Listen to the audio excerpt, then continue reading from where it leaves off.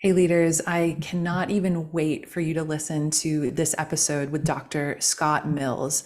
Scott, in addition to being an incredible human being, sits at a fascinating intersection of psychology, cognition, business, AI. He is at such a unique intersection, weaving together his background in neuroscience as well as his 20 plus years in strategy. It's not often that you see someone who is gifted in both of these worlds. And yet, here he is, a master strategist known for weaving these unique disciplines together. He's, for the last 20 years, been exploring what is meaningful work. We're going to get into some really interesting territory as Scott shares his perspectives on why we are currently in a new human renaissance.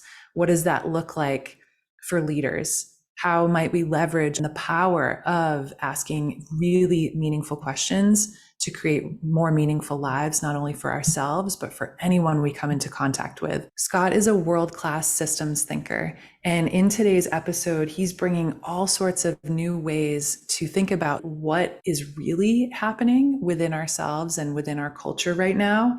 We find ourselves in a huge existential crisis of meaning, of climate, of political unrest. So what are the levers and the questions that we can be pulling and asking as leaders? We're going to be getting into all of that and more inside the episode. So without further ado, let's get right into it.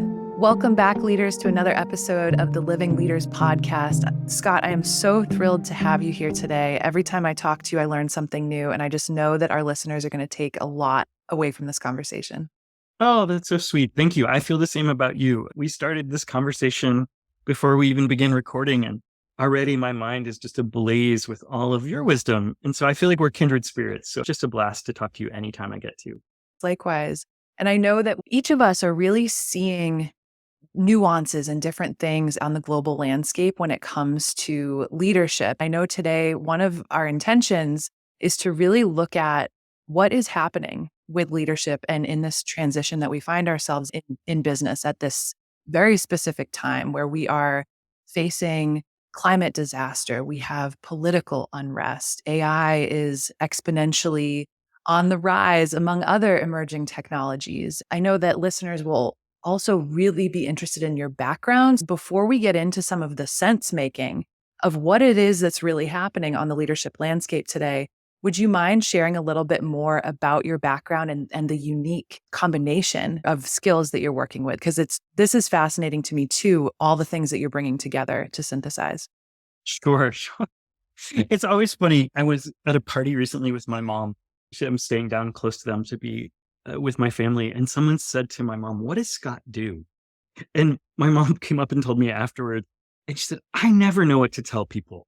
Um, you know, and it's a little difficult because for about 30 years now, I have been playing in this field of some version of human development and systems work. So that started really with this initial work was working in HIV prevention back in the early 90s, mid 90s, working with kids at the height of the epidemic, trying to find ways to keep kids from becoming HIV positive because there was not a lot of information. People weren't hearing what they needed to. And the kids who we worked with who were homeless, who were poor, they didn't have a sense of appropriate risk and reward. They were putting their lives in danger because they were scared or ignorant or whatever.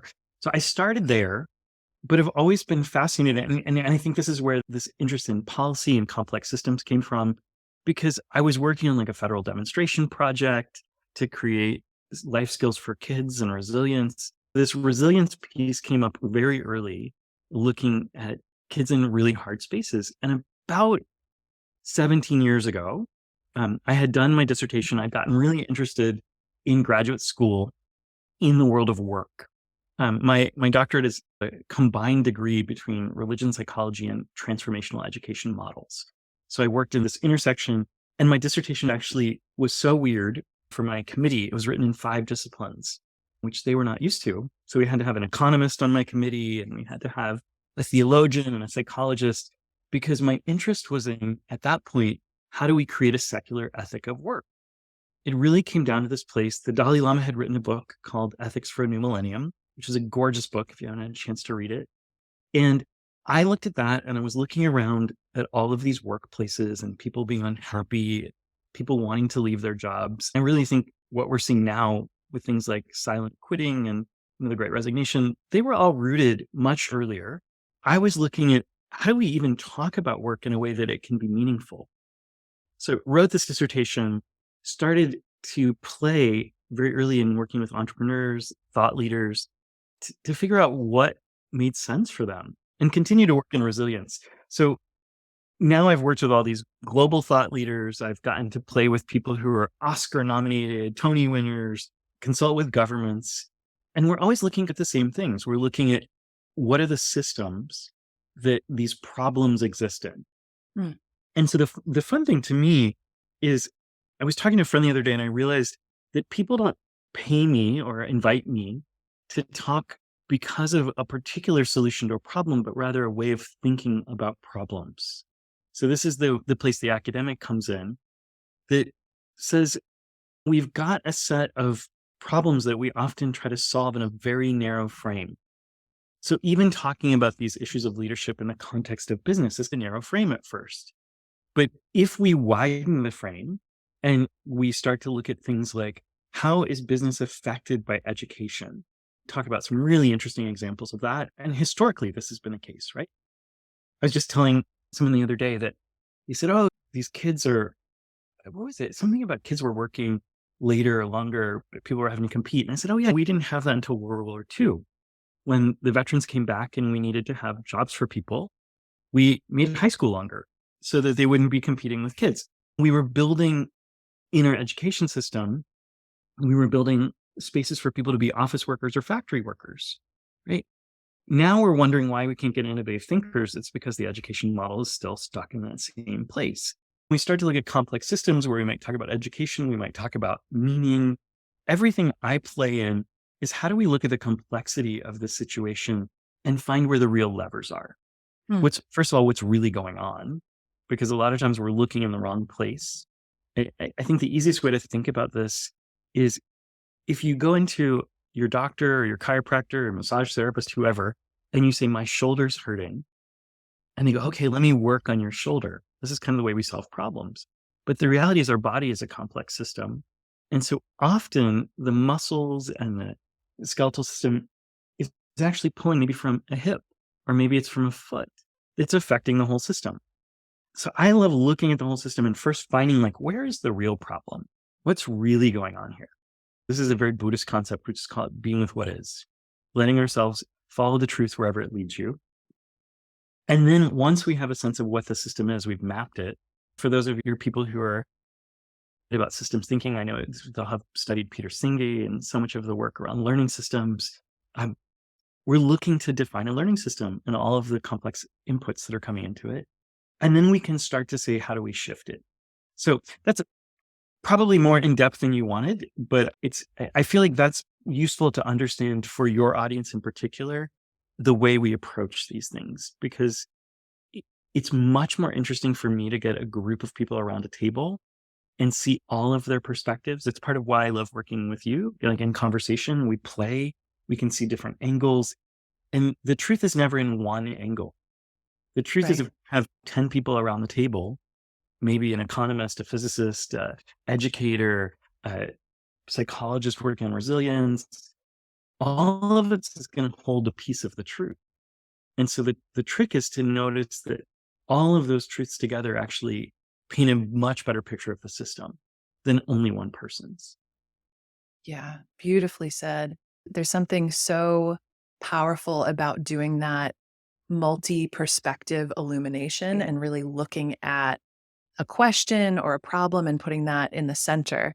And I love what you said about using something like that for investigating what is it that's really going on. Often when I think of sense making, I think of something similar where it's going to take all of us. It's going to take the computing power of all of us and maybe AI as well as a partner to really sense make what is happening, because we do seem to be operating at such a high level of complexity these days. The pace has gone up to some extent, unless you're someone like me who's maybe taken a step back from the rat race to slow down, to get into the right nervous system state to even be able to be sentient enough, to be out of the noise enough that I can start to do some of that pattern recognition.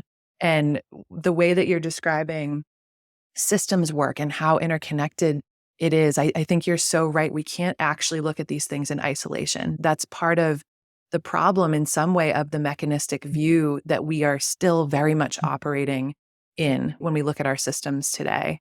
I'm curious, you talked about finding the levers. When you imagine this interconnected system that is created by and run by humans, I often say these issues are not purely leadership issues. These are deeply human issues as well, because we show up to all of these systems. So how are you sense making the complexity that we're in? And what are some of the biggest levers that you're seeing right now that we might be able to collectively pull or play with together? What do you think some of those most important levers even are? These are amazing questions. I want to say something about something you said first. This conversation could be so rich. We could go 100 different directions, but I want to just acknowledge you said that there's people like you who have stepped out of the rat race and slowed down. And when we talk about levers, I want to identify this as actually one of the biggest levers of possibility. We have been in a culture that has thrived on consumerism and really throwaway consumerism.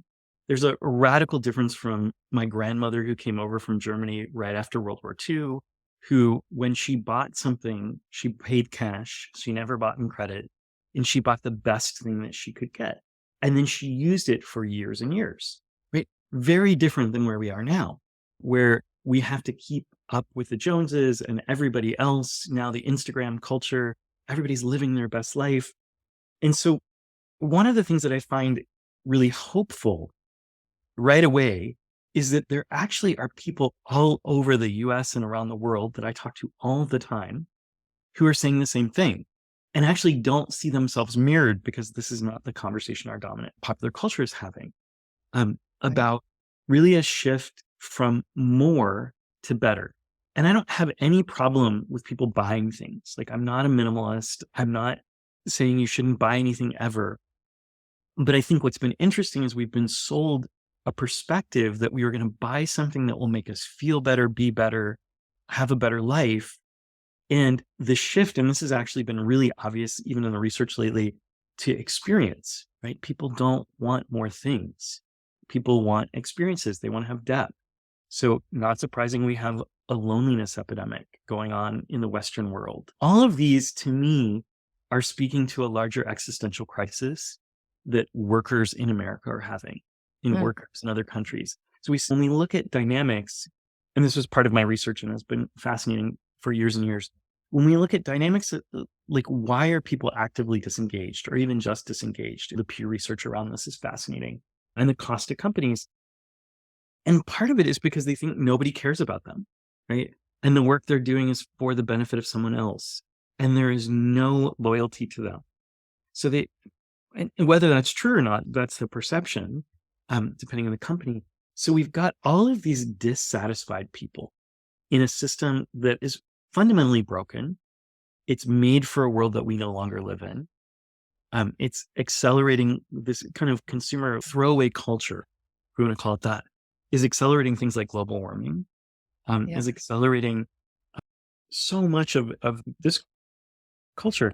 So I actually see folks who are choosing to not opt out of the system, but ask for better instead of more, to be one of the biggest levers. The people like you and I who are having this conversation.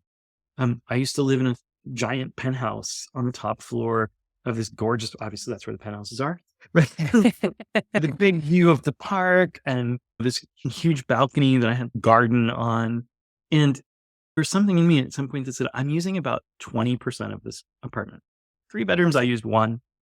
I didn't even use my office. I like to be in the living room where the light was, or sit at the kitchen counter.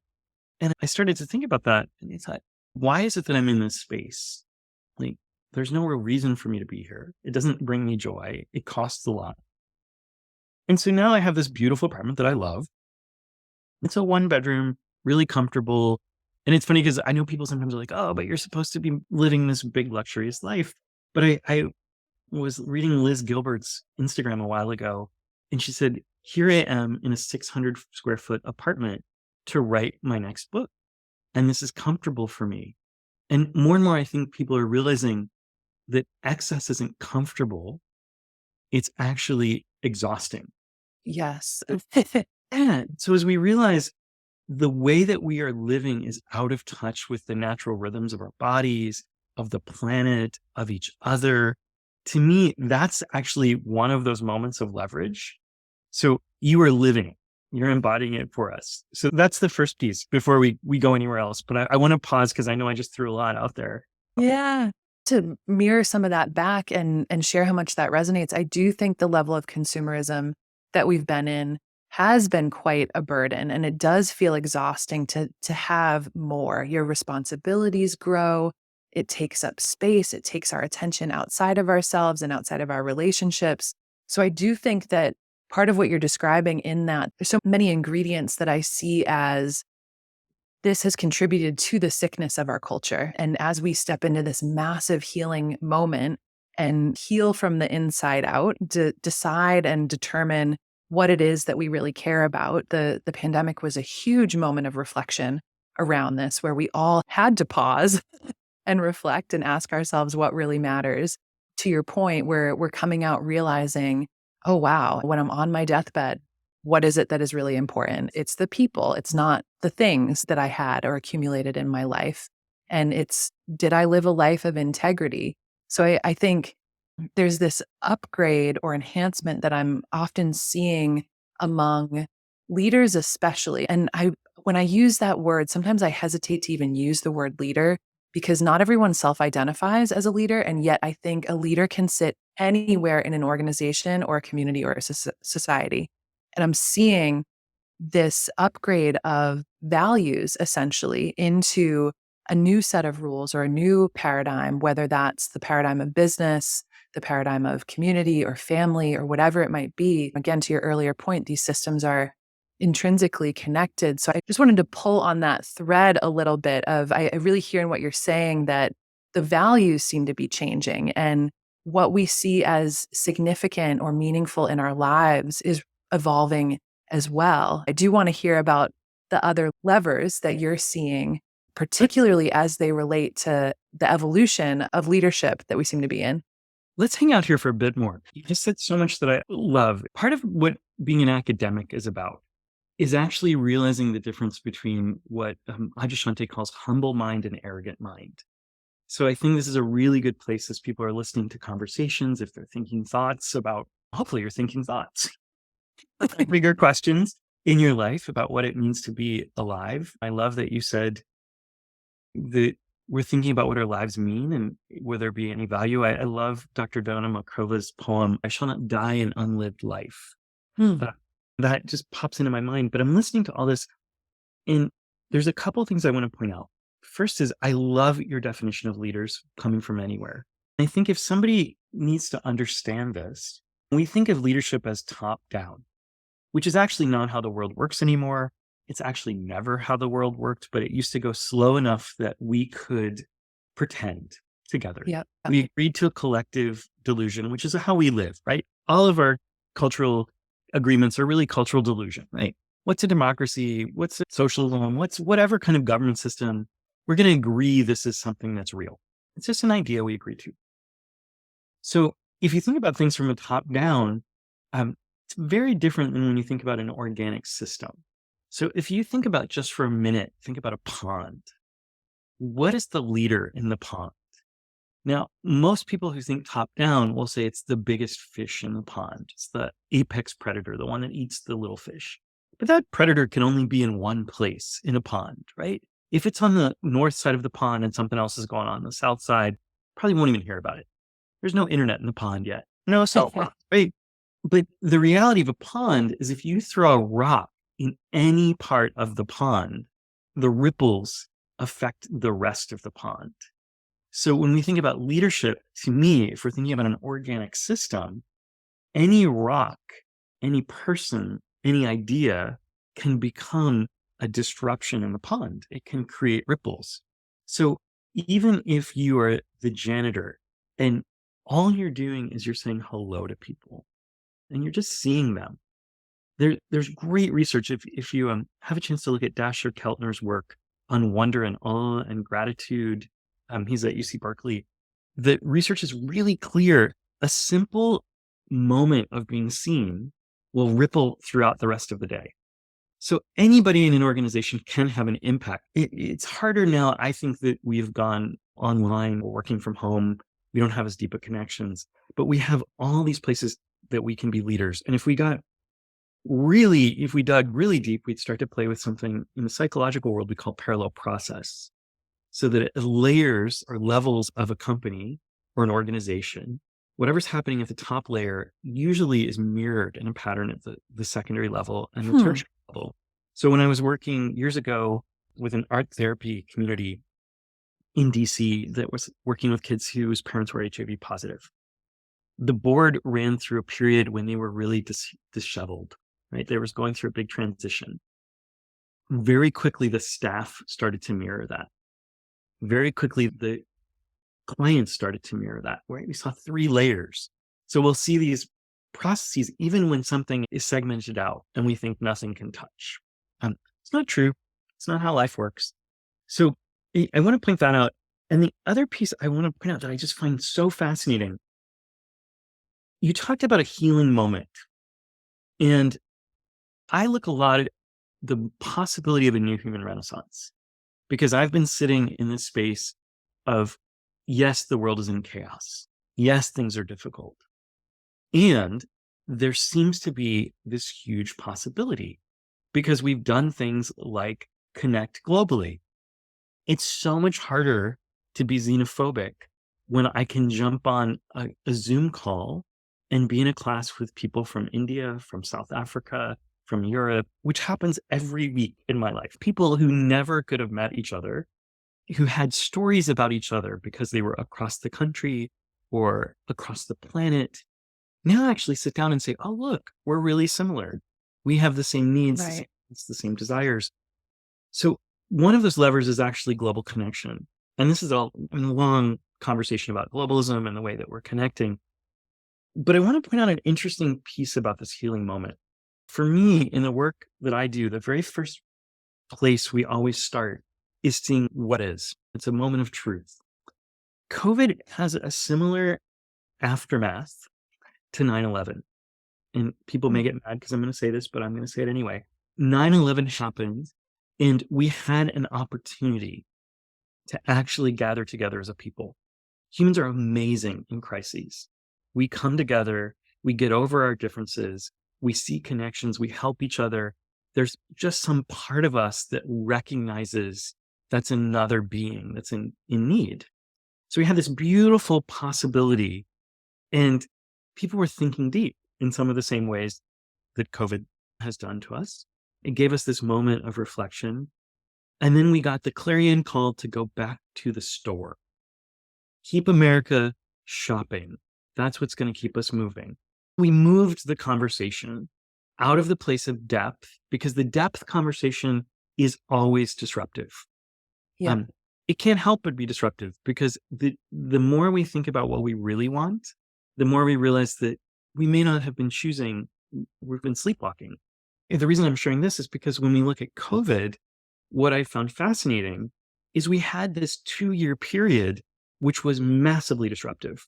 I spent most of COVID talking about trauma, the trauma bath that we were in. People were like, what's a trauma bath, right? So we actually got some conversation about trauma.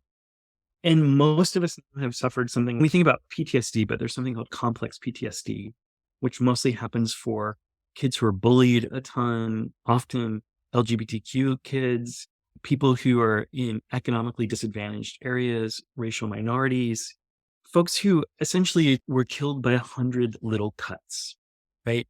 It's not somebody comes up and hits you over the head with a club. It's every day somebody puts you down. Somebody makes you smaller. Somebody puts you into a place where you are in survival mode. So we went through this complex PTSD experience for most of us. And it's interesting because complex PTSD has just recently been identified. Makes the world make so much more sense. And what we've mostly done is ignored it. If we look, there's six, almost seven. I looked the other day, so almost people have died globally around COVID or from COVID. People are still dying. These conversations have disappeared. There has been no collective mourning or grief or movement through trauma. And so we wanted to get back to life as normal. That's a really interesting place to be, because I just want you to think about for a minute, what happens if you have a fight with your partner because they did something that you were really upset about? Maybe they don't even know they did it, right? But you want the relationship to just keep on moving. So you just swallow it down. And then you see them do something else that kind of reminds you of that. You swallow it down and you swallow it down. Before you know it, you're literally tense, anxious, right? There's got to be somewhere for that stuff to go. And we have not allowed anywhere for this stuff to go in two respects, primarily. We haven't allowed for any of the emotion to move. So some of what we're seeing right now, and I'm literally talking to people around the world constantly about existential crisis. They don't know that word. They feel listless. They feel depressed. They feel anxious. They know something is wrong. They can't figure out what it is because nobody's talking about it. It's like, it would be as if we went through a massive trauma and everybody, don't say anything because it might go away. That's not how it works. Right? 7 million people died. So that's the first piece of this that I find fascinating. We have been ignoring this possibility for massive transformation.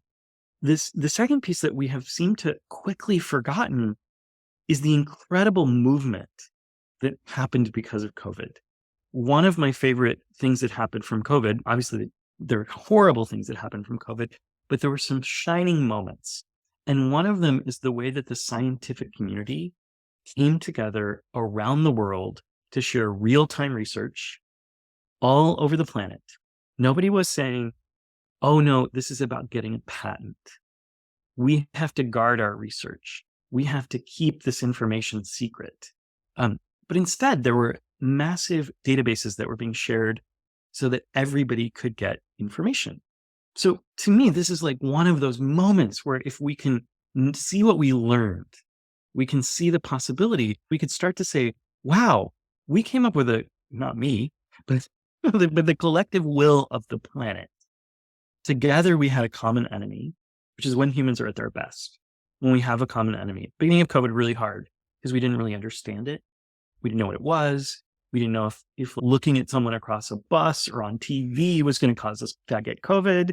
You would see people driving around in their cars by themselves with a mask on. It was like, what, are you worried you're going to give it to yourself? It was strange. But we look at these places where there was such possibility. And now for me to say, okay, if we could do that with COVID, what if cancer was something that we collectively across the planet decided to work on, where we weren't worried about patents? So I just want to name that because I think there were so many ways that we came together to face a common threat as a planet. And I think there's such a powerful possibility to learn from this because we have other things like global warming, right? It's a complex system. It doesn't matter if a small country, and maybe it matters a little bit, a small country has a tiny environmental impact, right? They change something great. Yay. But then big countries who are not doing anything or not doing enough, we have a disproportionate impact. So there's this place that says we actually have to come together as a global complex system because we all live in the pond we were talking about. And we have been suffering from a collective delusion that says if I'm on the north side of the pond and Fukushima happens, that it will not affect me, the people over on the south side of the pond. And we know from research that this is affecting the planet.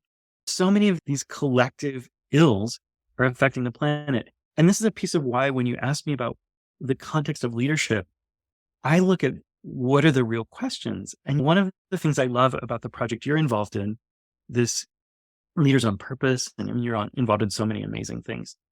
But one of the core questions is, how does business work for the common good? If the question the business is asking is just how do we make money? How do we get more clients? How do we get more reach? And I have this conversation with entrepreneurs and business leaders all the time. those aren't bad questions, right? They should be in the question pool because a company won't survive if it's not making profit, if it's not expanding its reach.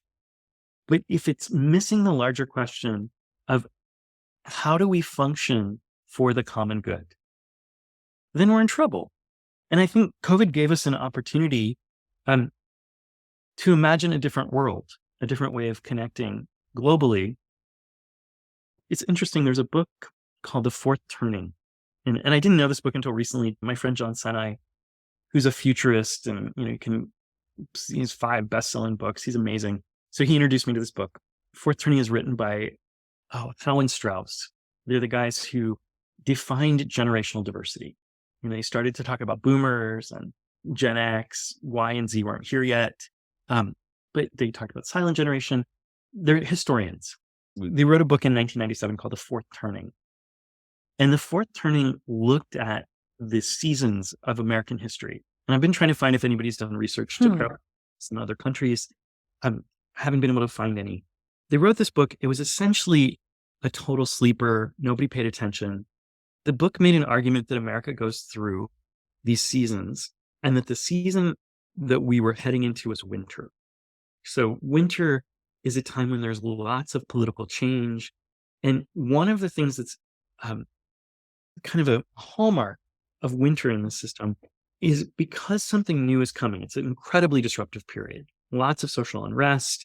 And they've literally traced this back to the beginning of the country. You can see the pattern going every 20 years roundabout. It's not exact, but a pretty reasonable cycle. And so one of the hallmarks, though, in this period is that old power structures are dissolving, but because people want to hold on to the old way of doing things, they cling with a death grip. I feel like we're watching that. So in my mind, we have this possibility of a whole new system emerging, of new ways of connecting, and yet there are people working really hard not to see that, to say, oh, but we've got to keep the old way. And I understand change is scary, right? Change is not what our nervous system is designed for. We are designed to be as stable as possible, to not have anything that's changed is something we haven't survived before, right? And our brains are trained to repeat what we survive over and over. And we've survived this system. So now we have this new system emerging. The fun thing about, and part of why I think this book is so interesting, is this book became a bestseller now twice after the 1997 kind of non-release. Came out super quiet. But in 2008, the book became a bestseller because they literally predicted crash of the economic market. Oh, wow. And then it became a bestseller again in 2020 when COVID happened, because it was smack in when they expected something like this to happen. So when we talk about larger context, this is the other piece that I want to bring in, is we don't exist out of time, right? We have a history. We have larger cultural patterns that are not very hard to see if people are students of history. Obviously, we're going into a new way of being. We've got new things happening, but we have lots and lots of data that shows us what happens when transitions happen, when we move from horses to cars, when we move from typewriters to computers, to when we add an internet into the mix, when we add cell phones, right? We've had all of these transitions. So I think the historical context is useful. I've gone on a tangent, but I think it's important to paint the picture. So in my mind, it would be beautiful if I had a giant whiteboard and I was drawing this out for you to be able to see all of these unique pieces that then feed into leadership, which is often happening in a vacuum, as if we have no history. I love for people to think, did you wake up with amnesia? Have you forgotten the past, both your personal past and the past as your country, as other countries we're dealing with? We have a global history that we can draw on. All of what's happening now is in the context of that global history. Yeah, this feels like really important wisdom to hold, especially the younger leaders who are emerging and they're excited about the new paradigm that's coming. They're excited about the new wave of technology or of business. It's so easy because the future can be so sexy. It can be so alluring. And yet, to your point, there's all of this wisdom that if we do look back and if we do look at how, say, the nervous system works and how our body heals trauma and look at that as a microcosm of how we collectively might shift our culture, right? Like you talked about those who are, at least the way I heard it, those who are fear based and in survival mode and wanting to stay comfortable, they're clinging with the death grip because it is a matter of life or death, or at least that's how it might feel in the body. There's a whole construct, there's a whole reality that feels like it's breaking. And I love the term that you used, cultural delusion, as the cultural agreements that we're in. I think we can actually look to how the body heals and releases trauma to look for strategies for how we as leaders might heal culturally. And what I love about how you're expressing this is that you're touching at the patterns level when you talked about parallel processing and that this mirroring that can happen across layers. I also think about how these cultural patterns, they happen across different fractaled scales, essentially, right? Where it's like we have the cultural patterns within us in how we're treating ourselves. If we're indoctrinated into a consumer-based culture of extraction and control, guess what? We're probably doing that to ourselves internally in our inner culture, and then doing it to one another and playing into that exploitative, transactional, relational pattern. But if we can actually heal the cultural or relational patterns across all of these scales and get that ripple effect and get that coherence, I think there's just such huge potential for this healing moment that we've been talking about. And when you were talking about this ripple, I was also connecting the dots with what you were saying about disruption and healing. Sometimes there are those disruptive moments. Disruption isn't always technology. It might actually be asking someone the real question, asking someone, no, how are you really? Or how did that thing that you just went through impact you? And it's this pattern interrupt that takes us into a different space. And now we can process things differently. Now we can feel our feelings. We can be in the grief processing together that we've been so avoidant of post pandemic. So whether we're pattern interrupting at the one-on-one level, or like you said, convening around a big, bold question, this is also so significant at this moment, because if we're not asking different questions, we're not going to get to different answers. If we keep asking, how do we make our business more profitable? It's okay. We've been playing that game for a while. There are unintended consequences and all sorts of things that come from that. But what are the questions that we're not asking? How do we disrupt these patterns at the one-on-one relational level, but also at the systems level? And so I find myself curious in all of the circles that you're playing in and exploring all of the topics that I know you're so passionate about. What are some of these questions that you're sitting with? And maybe even what are the questions that collectively you're noticing people are most activated by right now or most curious about right now? Beautiful. Yeah. I want to hang with that, but I'm going to do the same thing. There's so many interesting things that I can't just leave. And this will lead us into some of these questions. One of the things that I just love that you just talked about was the way in which we're like a body, right? So I think what's interesting is it's difficult for one part of the body to recognize what's going on with the whole. If we were to take, for example, a Polaroid photo, I know some people might still remember what those are, or just some photo that stops time. That's frozen, right? So it doesn't tell us where the system has been. It doesn't tell us where the system is going. And so sometimes when we're in that moment, it's hard to see that there's a larger system that we're interacting in because everywhere we look, it feels frozen. But if we take a series of photos over time, we can start to notice, oh, look, there's a change here. There's a change here. There's a change here. Especially if we photograph a human through its evolutionary cycle, right? From a baby. Who thinks a baby looks the same as an 85 or 90-year-old person, right?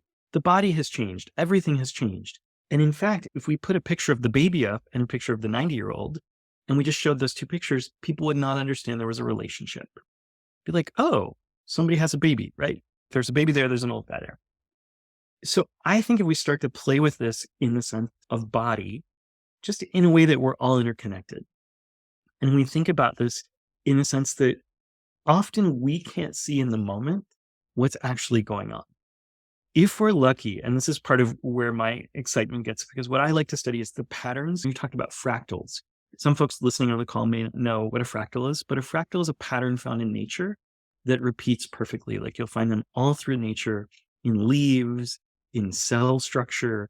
They're repeated patterns that just repeat themselves over and over. Now they can change a little bit, but we're looking for those patterns, those fractals that are built into our society. One of the things that's interesting when you start to talk about the body and the people who are starting to see something is off. There's two places I want us to notice here. One is at some level, those folks who, I don't want to say heal trauma. I think we release trauma. Heal is a weird word. If we watch animals in the wild, we'll notice, and Peter Levine is really one of the preeminent folks on this, but there's many amazing trauma therapists. But he's the one that noticed that when an animal plays dead, because certain prey likes to eat things that are running and living. It's a strategy for survival. Fall over, play dead. When an animal has done that's a trauma. Now, we can define human trauma a little differently because it actually is a little more complex, but it's a trauma. And you watch the animal get up, the animal shakes off, and it goes about its life. An animal in the wild cannot stay traumatized very long without becoming somebody's lunch. And if it stays frozen, it's in trouble. So I want us to realize that trauma isn't something that we heal from it, but we move through it, we release it, we reinterpret it. What's interesting is those of us who manage to release or shift our relationships with trauma, what essentially we're doing is we're re-regulating our nervous system. So we're creating an opportunity for our nervous system not to get triggered over and over again by small things. Make it harder to get triggered. We make it easier when we fail or when things get tough to keep going. For those of us like you who've said, this isn't quite working in the system, I'm going to pull back. I'm going to change some things. You've begun to release some of the old cultural delusions or hallucinations or whatever word we want to use. I'm not trying to be mean to these agreements we have. I'm just trying to point out that they're just agreements that are based in fantasy. Like we get together and we say, okay, we're all going to believe this. We could all believe all kinds of things together that aren't true. So we become like the white blood cells in the body. So those of us who have stepped back and said, it's not about more, it's about better, right? We start to be the original disruptors, it had nothing to do with technology. We have beautiful religious systems through our whole human history of people who are disruptors. The system is wrong, weird, corrupt, needs to change. My favorite story of a disruptor has nothing to do with computers. It was about a little child who watched the emperor who'd been convinced that he was wearing a fabulous outfit by some tailors. And many of us know this story. We learned it as children. It's in different cultures. And so the emperor who's been sold a hallucination, he's been sold a lie. Look at this beautiful garment that you're wearing. Let's take you around and parade you through the streets. Right? And one little child says, the emperor's naked. Right? Old guard disruptor, right? Doesn't require any technology at all. Yeah. Often disruption is simply someone stating the truth in a way that someone else can hear it. Now, technology is disrupting us in some regard because it's pushing the truth in our face very quickly. Some of it is disrupting us because it's upsetting our comfort, the way we've done things in the past. But the real disruption is when truth gets spoken. And all of a sudden that collective agreement gets broken. And to me, that's actually where we are right now. We've had a lot of truth spoken. We don't have a collective agreement right now about how we live, who we are, what our purpose is. And this is something that these are not things that I'm just kind of hallucinating in my house. These are things that have been studied by sociologists for years and years. It's a massive shift in culture. Depending on where you look, historically, it maybe starts as early as 1905 with the beginning of some of the quantum thinking that occurred. We look at other markers like the nuclear bomb dropping changed the way we understand the world. there's all these moments that something changes, right?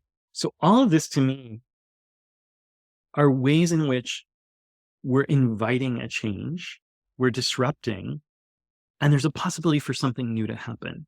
So the disruption, funny, I was talking to a friend in Portugal a while ago. We were over having lunch, and she said, "Oh, I hate that word." I was like, "Yeah, disruption, even as a word, is disruptive, but it's become cliche.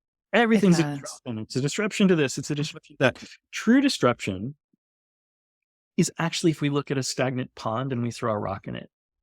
Talking a lot about ponds today, but when you have a stagnant body of water where there's no movement, it breeds disease. Yep. So when we get movement in, because that old thinking, that old story, that actually doesn't exist anymore. All of a sudden, we get movement happening.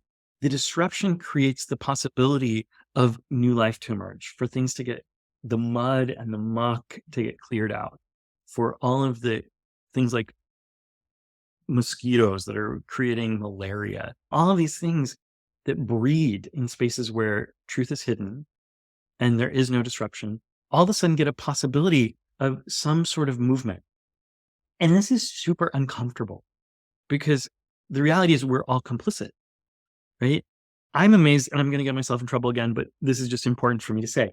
I'm amazed at gun violence in the US and in the schools. Because any other country in the world would not accept this collective hallucination that there's nothing we can do. That's the agreement we've bought into.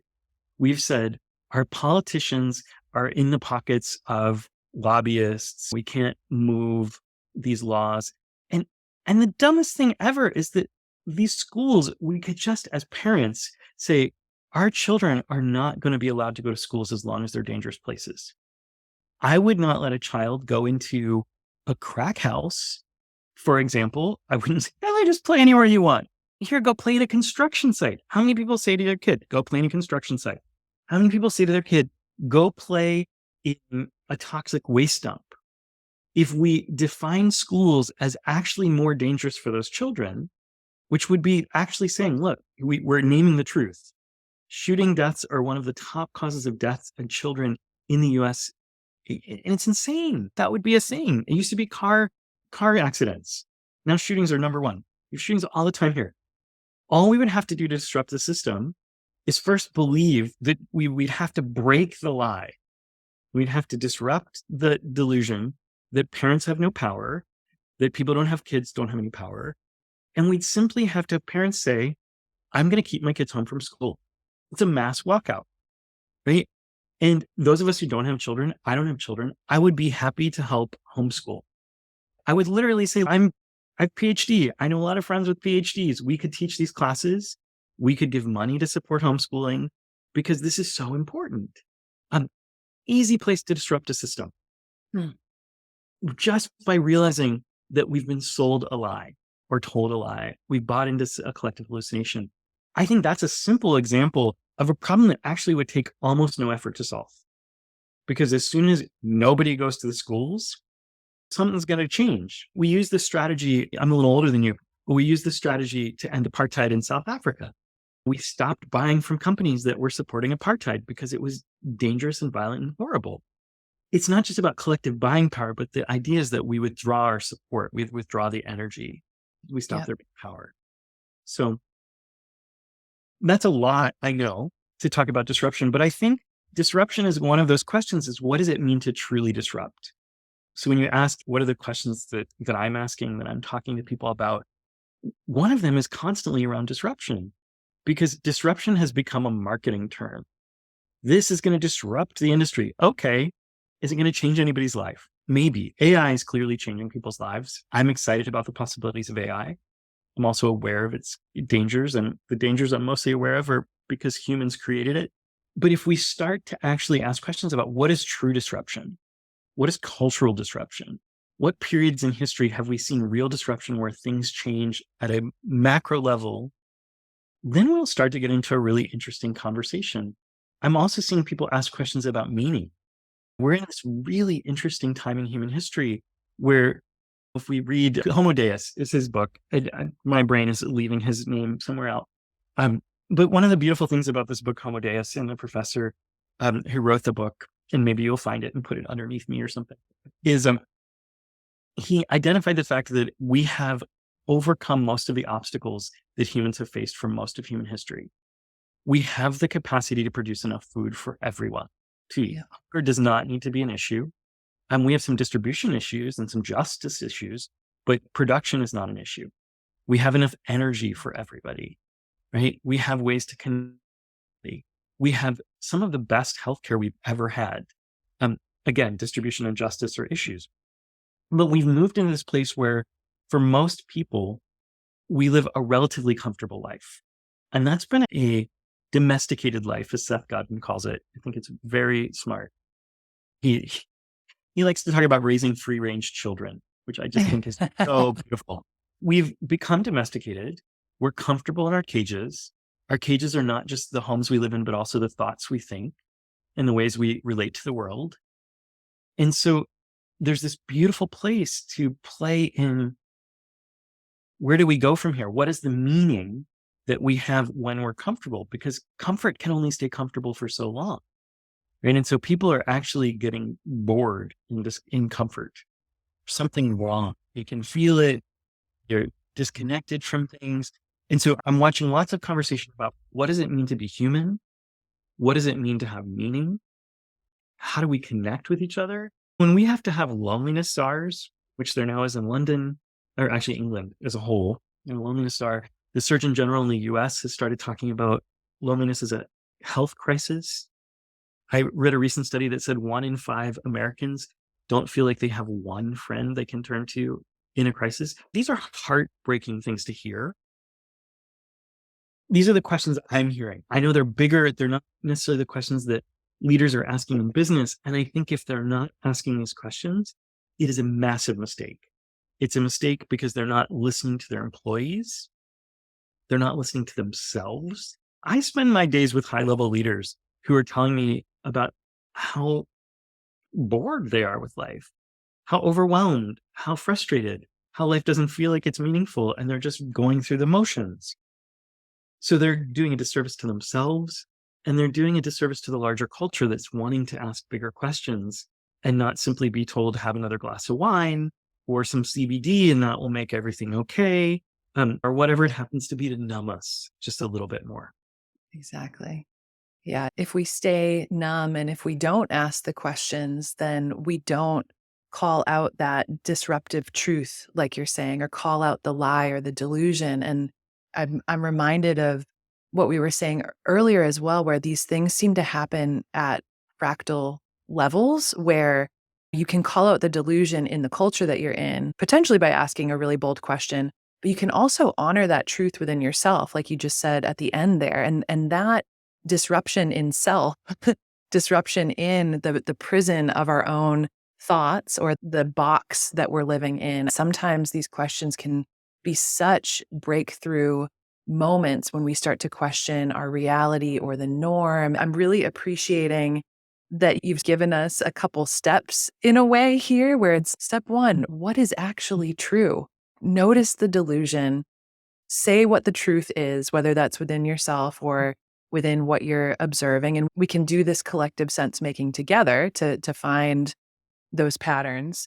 And then maybe even opting out, right? Like taking a step back or doing something different to disrupt at the cultural level or the nervous system level, even.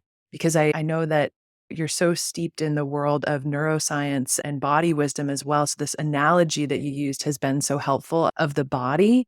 And in the podcast and within this audience, we talk a lot about the collective nervous system as well. If we can honor that truth, step back, regulate ourselves, we get to regulate or co-regulate the collective nervous system.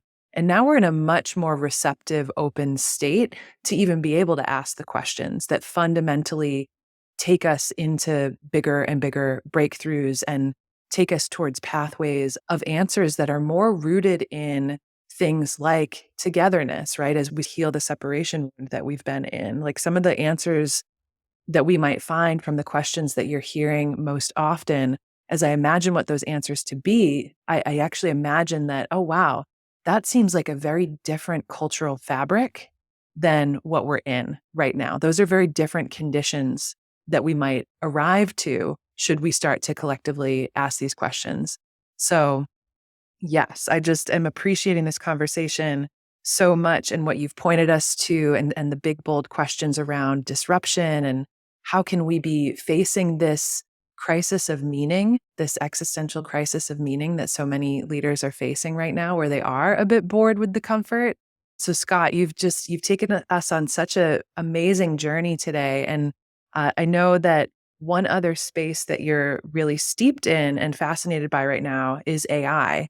And so I did actually want to take us in a slightly different direction as maybe our final question today to just look at that specific type of disruption and acceleration. And at least from what you've seen, how might leaders be, how should they be thinking about this? How can they be preparing to thought partner with a technology like this to maybe support their longer term strategy or their long term perspective that they might have? How does AI actually make us better leaders, in your opinion?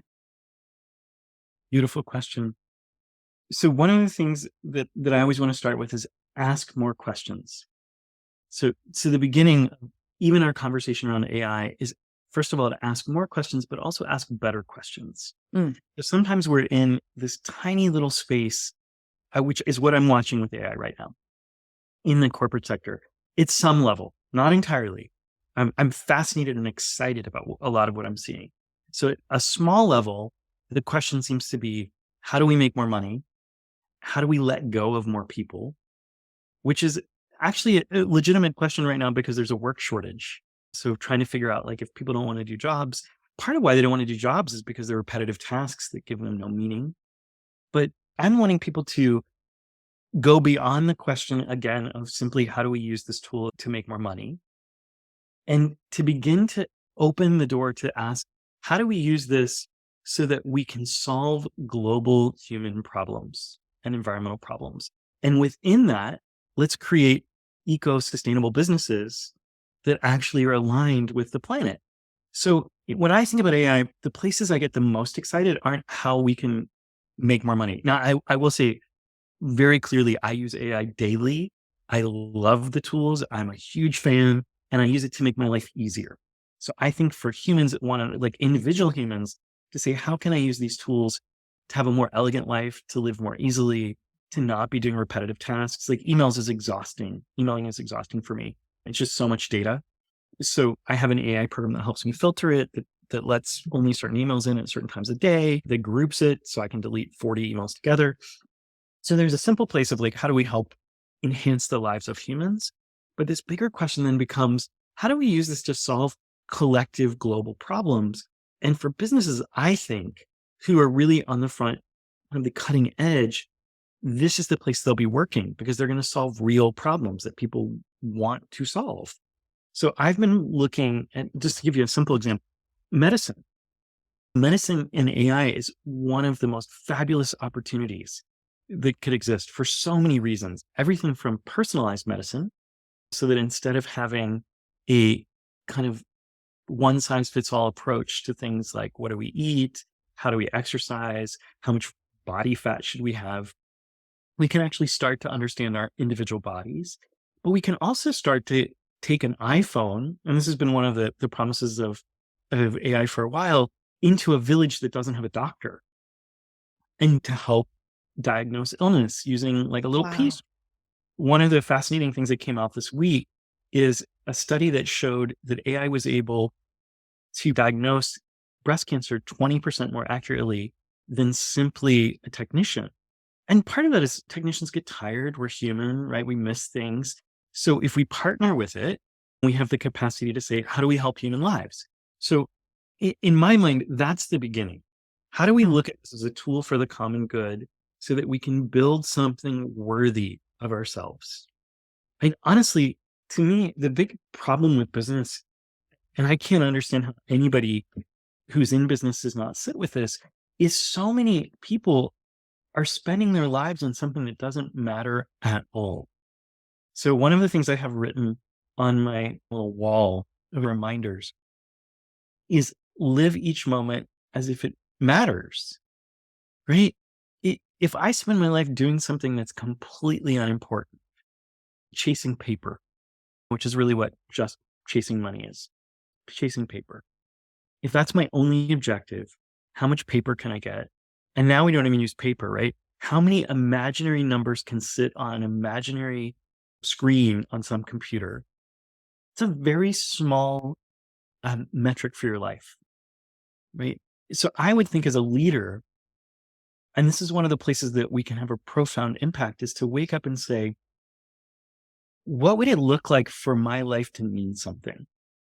What would it look like for me to go to a company that I believe in? What would it look like for if I'm working for fossil fuels, for example, fossil food company, and I'm able to say, wow, this is contributing to the destruction of the planet. And I look and I say, I have kids or grandkids or people I care about. I don't want to leave them with a planet with air that's unbreathable, with ecosystems that are destroyed. What can I do that would leave a legacy that would actually be worthy of my life energy? Because if all you think you're here to do is be comfortable, that's a sad life. It's a really small life. And what I know about the leaders that I'm most excited about is that they're big dreamers, they're visionaries. And if they breathe into their bodies for just a minute, and this is the trick, like I got to get out of just my head for just a minute. If I breathe into my body and I say, what is really important to me? I almost never have a leader tell me it's just money. Money is usually a scorecard for them, right? It might help them figure out what the impact they're having is. It might help them feel secure. It might help them have a sense of freedom, right? Identify that, figure out how to get it, but get it doing something that gives your life meaning. That at the end of the day, you are able to say, that meant something. I believe it was Steve Jobs who had written on his mirror, um, if this was my last day to live, would I be happy with how I spent my time? If we all lived in that space, if we all realized that there's no waiting period on life, that today is the day you get, and all of us have had friends who die, we've lost people. COVID was a great example of that. This is not just a metaphor. This may be the day you have. And to realize the fragility of life and also the immense value of it, that there's something beautiful you can do in this moment that's not just putting yourself in a comfortable cage, that's not just feathering your nest, that's doing something that leaves a legacy beyond yourself, that leaves something for the people who will be here after you. So to me, those are the questions that I hope leaders are asking, not just for AI, because AI is just one piece of a complex system of technology that's coming into place that includes nanotechnology, blockchain. We have all of these technologies that likely, if we're listening to someone like Peter Diamandis, who started the X Prize, we're going to have about 100 years of change in the next 10. It's not just going to be AI. AI is one of the core components, but it's only one. It's the one that people can understand the most easily. So it's the one we're grasping onto. As all of those changes happen, if we're able to ask ourselves, did I matter? Am I doing something that's worthy of my life energy? I think people will have a very different experience of their lives and their leadership. Scott, I cannot think of a better message to leave our listeners with than that, of the power of questions, of legacy. Thank you so much for sharing all of these perspectives and the questions. I'm really taking that with me today, of the power of meaningful questions to create meaningful lives. Thank you so much for being here. If listeners want to learn more about you or work with you, how can they find you and get in touch? Super simple. Just go to my website, www.scottwmills.com. You can find ways to connect with me. You can see what classes I'm offering or whatever I happen to be up to in the minute. It's always changing, you can imagine. Fascinating. And I just want to appreciate you. The way that you engage these questions is so profound. And I think that you're doing a huge service to the leadership world by bringing people in and having deep conversations. because we're past a soundbite culture, right? We need depth, we need connection, and we need to think new questions and imagine new worlds. And I think you're creating space for people to do that. So I so appreciate you and all the work you're doing. Thank you, Nicole. Thank you so much, Scott. That gives me chills. It just means the world. Thanks, listeners, for tuning in for another week of Living Leaders. And we'll be back with you next week for more in depth conversations like this. Thanks again, Scott.